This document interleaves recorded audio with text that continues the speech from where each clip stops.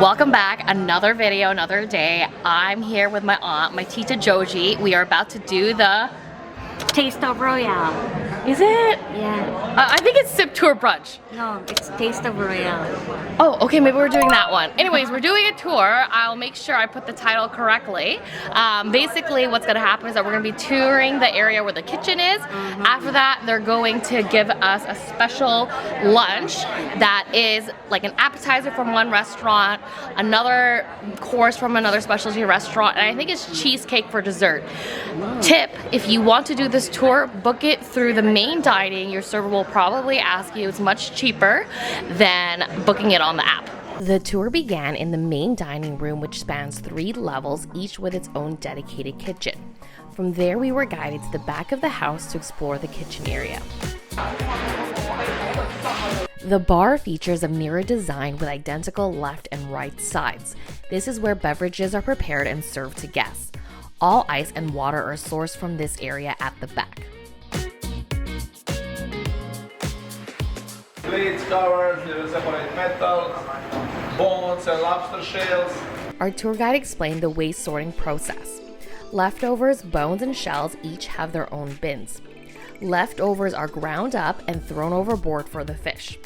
Bones and shells are collected in a dedicated compost bin, and broken glass has its own separate bin.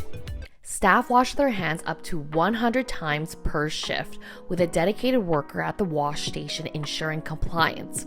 Regardless of how briefly they leave the kitchen, they must wash their hands upon returning. Staff even have their own version of Wishy Washy, similar to what is done in the Windjammer. Wash your hands, come on.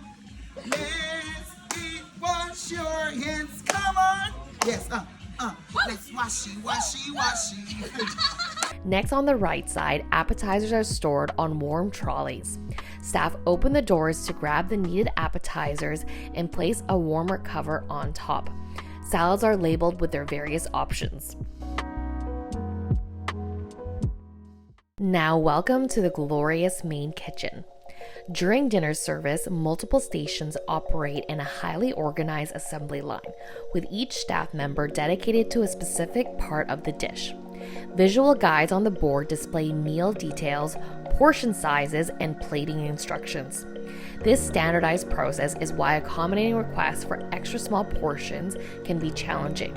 We learn that the kitchen becomes quite warm during meal service when all stations are running. When your server places your order, the kitchen receives a ticket just like in a restaurant to prepare your meal. This section of the kitchen is dedicated exclusively to desserts. One of the staff members is currently preparing the cheesecake for today's lunch. That concludes the first half, which is the kitchen tour. Now it's time for today's lunch, which is the second part of the tour.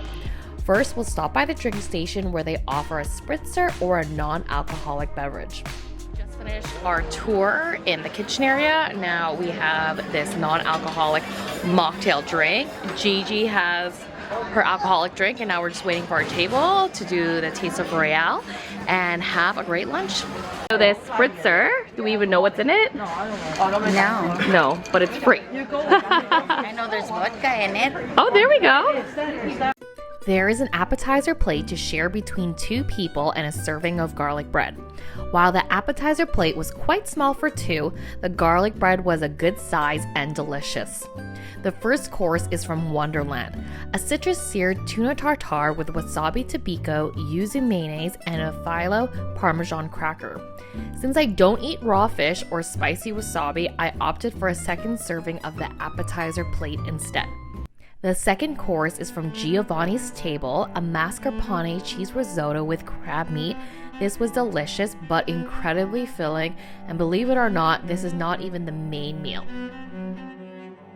The third course is the main meal from Chop's Grill.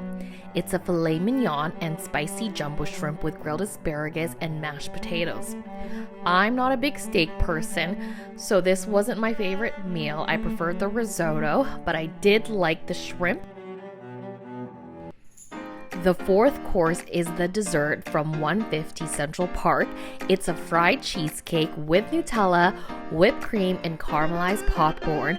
I wish that I could have just ordered a side of this caramelized popcorn because it was delicious.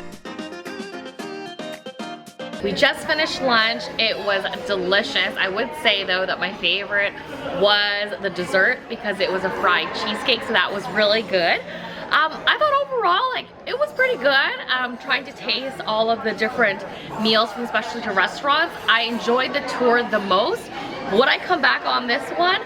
Probably not. I think it's kind of like a one and done situation, but it was good for the first time. If you like this review, please hit the like button and don't forget to hit subscribe. See you next week.